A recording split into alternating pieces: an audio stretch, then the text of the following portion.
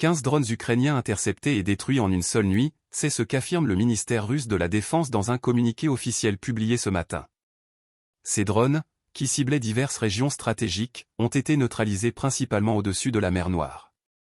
13 d'entre eux ont été abattus dans cette zone critique, tandis que les 2 autres ont été interceptés dans les régions frontalières de Belgorod et de Koursk, des territoires souvent touchés par les tensions croissantes entre les 2 pays.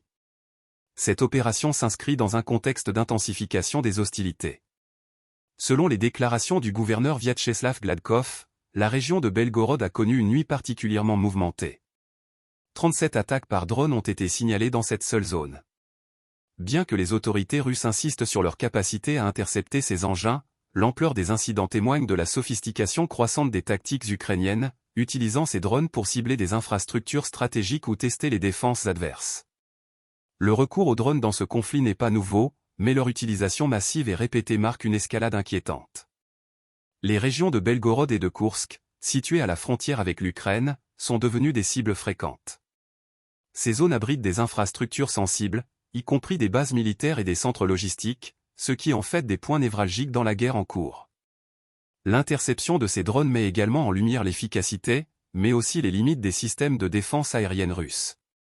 Alors que 13 drones ont été neutralisés au-dessus de la mer Noire, où l'espace aérien est plus contrôlé, se diriger vers des territoires terrestres pose des défis plus complexes. Cette dynamique soulève des questions sur la capacité de Moscou à assurer une protection complète de ces régions frontalières face à des attaques qui se multiplient et gagnent en précision.